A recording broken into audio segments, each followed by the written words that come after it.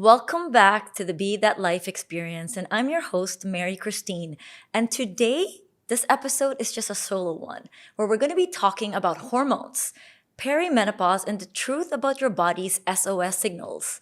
The reason I'm doing this episode is because I get so many questions about hormone health, perimenopause, and also just trying to understand the symptoms that goes on in our body. So I thought, why not record some of those burning questions that you had, and for me to give you an honest answer. As someone who specializes in gut health and really understanding our hormones, this is going to be a really impactful episode for those that are looking to understand their human biology, but also in a stage of just not understanding why they're not sleeping better, why they're storing belly fat, and also just to be able to understand what you need to do to be able to get to optimal health in your mid 30s and also approaching your 40s. So let's dive in. So, the first question that I always get asked is, why does it feel like our hormones ghost us? And just when you need it the most? Because our hormones aren't designed to function in isolation. They respond to the entire system. When we hit our 40s, particularly perimenopause, the interplay between stress, blood sugar, gut health, and inflammation becomes more fragile.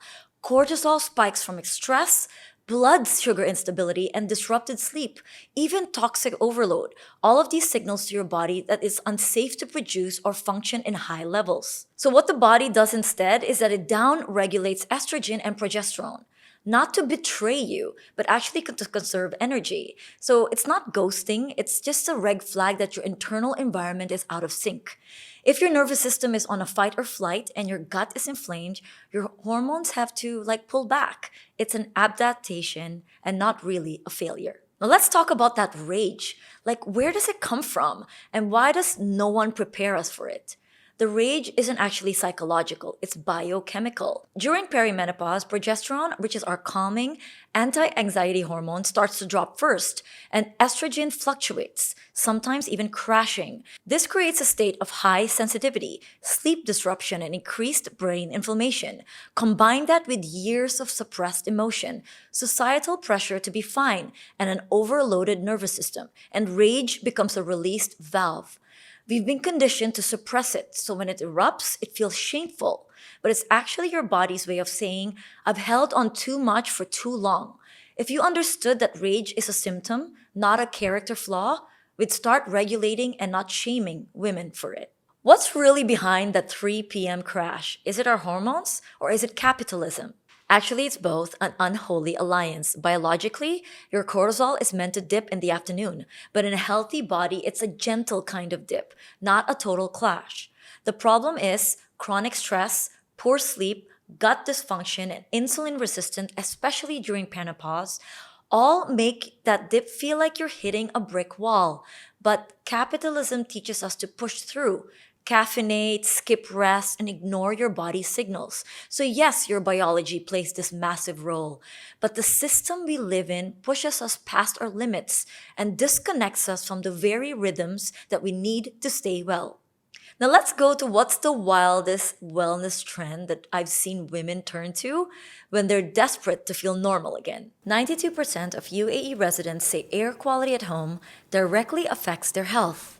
At AWA, clean air is not just a feature, it's a foundation. Their homes are built with advanced purification systems to remove toxins and pollutants before they reach your lungs, because the path to longevity starts with every breath, and AWA is where air restores you. I've seen women try ozone therapy vaginally, stem cell injections, and really spend thousands and thousands of biohacking gadgets before they've even addressed things like their diet, sleep, gut health, or even nervous system regulation. It's not that these interventions are bad for you, but when you reach for extreme measures before understanding foundational health, you're just bypassing the basics that your body actually needs and is begging for. The desperation is valid because the system failed us, but healing often starts with subtracting chaos, not adding more and more.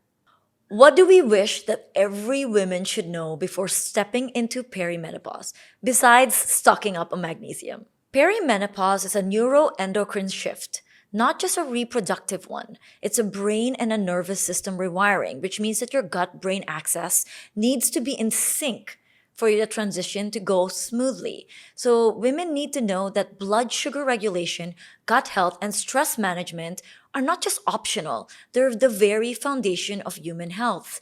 So, if your gut is inflamed, your estrogen would recirculate instead of clearing. So, if your liver is sluggish, detox will be impaired. And if your nervous system is dysregulated, your cortisol would override progesterone every single time. Now, is it just me, or are women gaslit by the medical system when it comes to their hormones? No, it's not just you. It's institutional.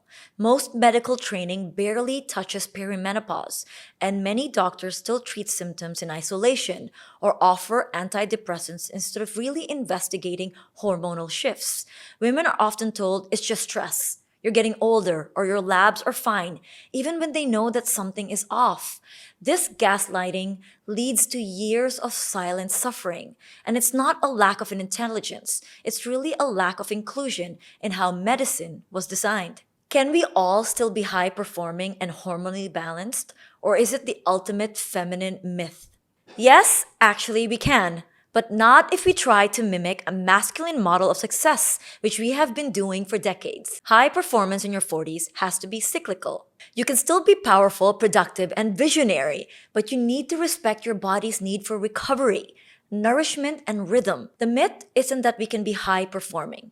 It's that we can do it without listening to our biology. Feminine leadership thrives on adaptability, intuition, and the nervous system regulating. That's how we sustain performance and well being. So, what is my favorite rebel move to regulate our nervous system when, let's just say, when shit hits the fan? For me, it's definitely cold exposure paired with breathwork, hands down. I take a cold shower or step outside barefoot, and I like to breathe deeply using the box breathing 4-4-4 count. It snaps me out of this sympathetic overdrive and anchors me into the present. But the deeper rebel move, well, doing nothing, taking a nap, lying flat, turning my phone off. In a world that equates busyness with worth, choosing rest is actually revolutionary. Now, I hear this all the time, cycle syncing, cycle syncing. It sounds cute, right? But does it actually work when your cycle is really all over the place? Yes, it does work, but not in this rigid way that influencers make it seem all the time.